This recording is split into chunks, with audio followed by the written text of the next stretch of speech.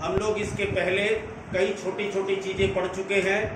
लघुत्तम कैसे निकालेंगे, उसके बाद हमने अपवर्त पढ़ा है, अपवर्त के बाद अपवर्तक पढ़ लिया। अब हम आते हैं महत्तम समापवर्तक को जानने का प्रयास करेंगे। कैसे हम जानेंगे? देखो, धीरे धीरे गणित की सारी विधा को हम जानना सीख लेंगे। कोशिश बस बरकरार रखनी है, मन से समझना है और करना है। तो इसकी सबसे पहली विधि हमको अपवर्तक विधि पर आते हैं। कैसे? जो बच्चा अपवर्तक विधि जानता है वो आसानी से निकाल लेगा। जैसे अब देखिए, हम आपको बता रहे हैं कि मान लो 12, 6, 12 और 15 ये 3 संख्या है। इसका हमें मौसा ज्ञात करना है। किस विधि से? अपवर्तक विधि से। तो पहले 6 का अपवर्तक हम जानते हैं 1 होता है, 2 होता है, 3 होता है, यही होता है ना। और इसके बाद 6 होगा। शाबाश। 12 का अपवर्तक क्या होगा?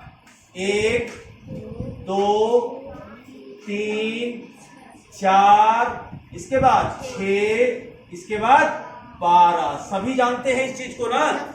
अब आते हैं 15 का। देख लो भाई, 15 का अपवर्तक, 15 का 1, 3, हाँ बोलो बोलो, 5, इसके बाद 15। वेरी गुड, यानी अपवर्तक आप अच्छी तरह जानते हैं। अब देखिए हम क्या करेंगे, इसमें जो उभयनिष्ठ, उभयनिष्ठ शब्द से भी बच्चे परिचित नहीं हैं। उभयनिष्ठ का मतलब होता है कि जो सभी में उपलब्ध हो, जो सब में उपलब्ध हो, वही हमारा मौसा कहलाता है।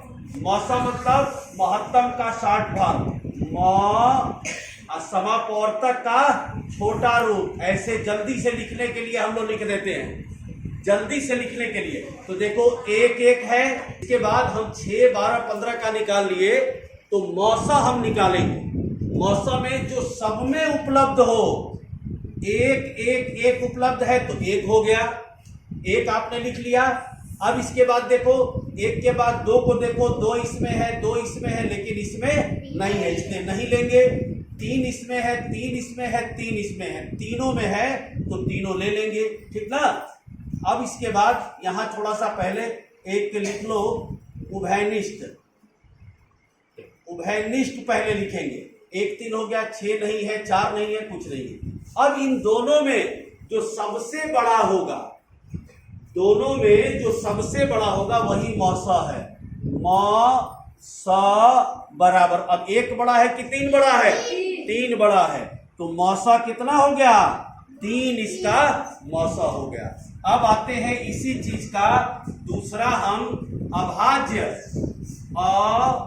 अभाज्य गुणन खंड विधि, ठीक ना। अभाज्य गुणन खंड विधि। जैसे 6 का है तो केवल अभाज्य लेंगे। इसमें जरा ध्यान देना, ये 2 और 4 भी लिया गया था। यहां अभाज्य 1, 2, 3, 6 नहीं लेंगे क्योंकि 6 अभाज्य नहीं है। अब आते हैं 12।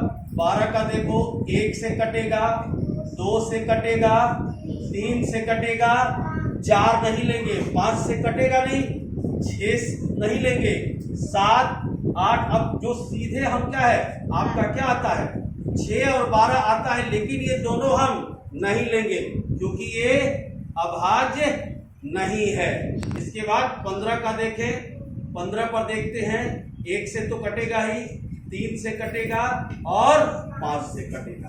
अब जरा देख लीजिए, इसमें मौसा क्या हो जाएगा हमारा? पहले उभयनिष्ठ निकाल लो। उभयनिष्ठ, उभयनिष्ठ होगा 1 और 3। देखो 1 तीनों में है, ये भी 3 जो है तीनों में है। 2 को क्यों नहीं लिया? क्योंकि इसमें है लेकिन इसमें नहीं है। तब लिखेंगे मौसा। मौसा इन दोनों में बड़ा कौन सा है? 3। तो इसका मौसा 3 हो गया। तो इस विधि से या इस विधि से निकालो, कोई अंतर नहीं पड़ता। अब निरंतर भाग विधि है। अब इसको हम देखते हैं तीसरा। यहां देखो, तीसरा निरंतर निरंतर भाग विधि। अब देखिए, इन तीनों में से कोई दो ले लो पहले, इन तीनों में से कोई दो पहले ले लो।